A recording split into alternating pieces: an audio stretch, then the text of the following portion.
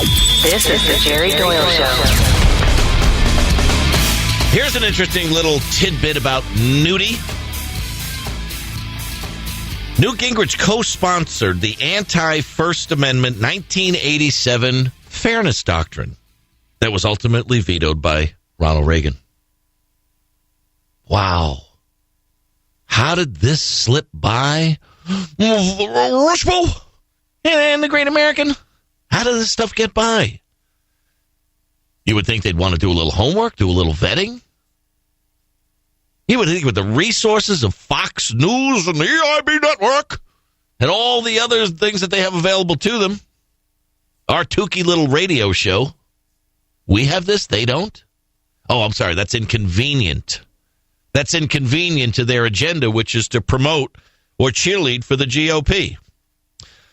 Because you remember when Newt Gingrich was talking about the Occupy Wall Street movement, how they're just a bunch of smelly hippies and they want to tear things down and set things on fire and leave bottles of urine in the park? While the Tea Partiers were at home studiously getting updated on the Founding Fathers and the Constitution. Newt Gingrich is a big supporter of the United States Constitution, right? Is he? Is he a big supporter of the Constitution? He says he is. Always touts the Constitution. The documents of our founding fathers as we sit by the fire, the hearth, as we contemplate what songs we'll be singing at the Basilica tomorrow with Callista in the choir. Well, Newt Gingrich, if we go back a ways, 1994, let's go back and take a look, shall we?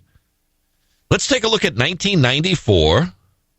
And one of the books that was on a list that Newt Gingrich said the Republicans in Congress had to read was The Third Wave by Alvin Toffler. Clip 6, please. When the Republicans won control of the Congress in the elections of 1994, Gingrich had already risen to the position of deputy party leader in the House. He therefore had the inside track to become Speaker. Because he was about to become the most powerful man in the entire Congress, a great deal of attention came his way. Ever the brash professor, he produced a list of 8 books he wanted fellow members of Congress to read. One was the Declaration of Independence. Another was the Federalist Papers, written by Madison, Hamilton, and Jay. But the Constitution was not on his list. Another of the books that Gingrich recommended made many sit up and take notice. It was this one, The Third Wave by Alvin Toffler. Alvin Toffler. Now, who is Alvin Toffler and what was in that book? Who is Alvin Toffler and what did he promote in his book that Gingrich found to be so important that he would so highly recommend it? Toffler believes that mankind is entering a completely new phase of development, the third wave, if you will. To adapt to this new development, Toffler urged a whole new system of government for America because he believes that the old system just can't work anymore. He began the final chapter of his book with a letter addressed to the founding parents, which is what he called the Founding Fathers. To Washington, Franklin, Adams, Madison, Jefferson, and others, he wrote, quote, "For the system of government you fashioned, including the very principles on which you based it, is increasingly obsolete, and hence increasingly, if inadvertently, oppressive and dangerous to our welfare. It must be radically changed, and a new system of government invented, a democracy for the 21st century," end quote. Now, John McManus, this is produced in June of 1996, goes on to read another quote from Toffler's book that Gingrich loves so much. Toffler closed by stating, quote, "For this wisdom, above all, I thank Mr. Jefferson, who helped create the system that served us so well for so long, and that now must, in its turn, die and be replaced," end quote. Well, maybe he didn't read that book. Maybe didn't actually know what was in that book that he recommended to these Republican members of Congress that they read. But in clips 9 and 10 here, Alvin Toffler wrote another book. Gingrich even wrote a foreword to Alvin and Heidi Toffler's book entitled Creating a New Civilization. His relationship with the Tofflers goes back over many years, and he knows their thinking very well. Only a few days after the Republican triumph in 1994, Gingrich told a press conference, quote, "The best description of me is that I'm a conservative futurist. Marianne and I have for a long time been friends of Alvin and Heidi Toffler, the authors of Future Shock and the Third Wave." Now, the knock on Obama with Reverend Wright is that he knew Reverend Wright for all those years, and he sat in the pews for all those years, but he had no idea that Reverend Wright was the radical that he was. But Newt Gingrich, he knew the Tofflers for years, socialized with them, their wives, then his wife, whoever his wife is now, soon to be his next wife, is replaced by the internet, whatever. But they knew them. They knew him. So the very same guy, Alvin Toffler, who says the Constitution must die and be replaced, gets the foreword to his book, Creating a New Civilization, written by Newt Gingrich. John McManus in clip 10 tells us a little more about the man, the legend, Newt Gingrich. Now, this man, who is the Speaker of the House, has repeatedly sworn an oath to adhere to the strict limitations in the U.S. Constitution. He has sworn this oath every second year at the beginning of each new Congress in which he has served. Yet, he rather brazenly endorses an attitude which holds that the document he's pledged to abide by is obsolete and must die and be replaced. What about that Constitution thing that he keeps telling everybody about? Strict constitutionalist. The Founding Fathers. The documents that Obama just discards. And, oh, wait a minute. How far apart are these two, the Newtster and Barack Obama?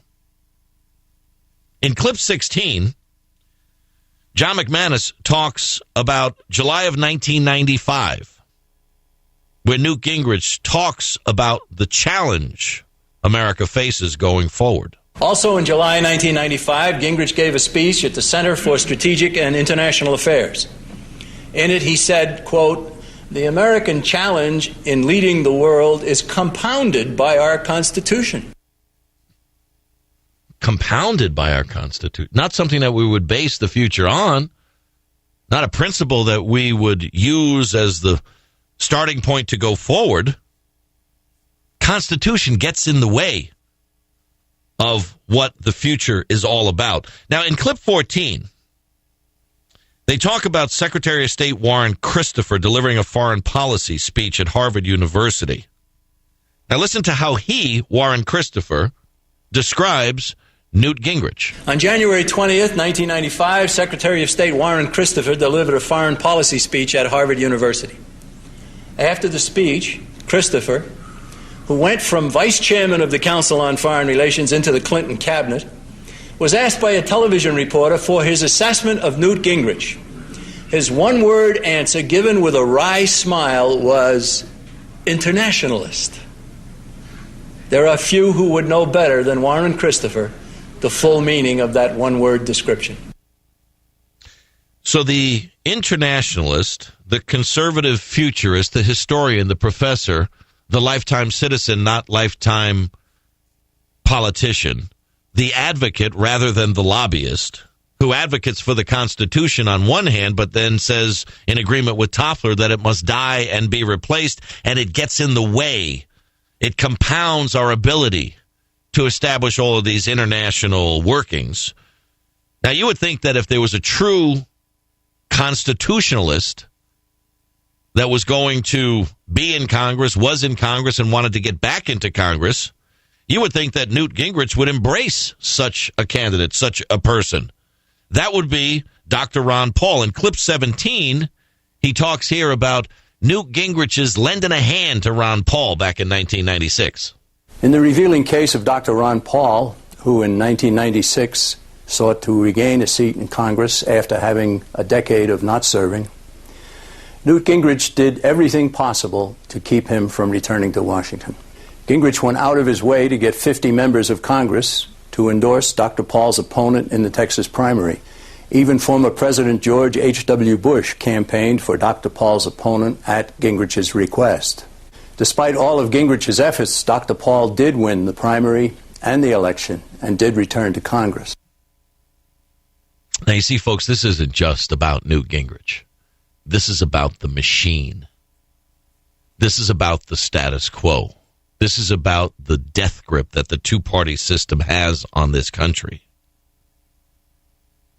Now, when I hear Newt Gingrich say, every one of us up here on this stage, every one of us up here on this stage reveres the Constitution, stands by the principles of our founding fathers, and is eminently more qualified to represent this country than Barack Obama.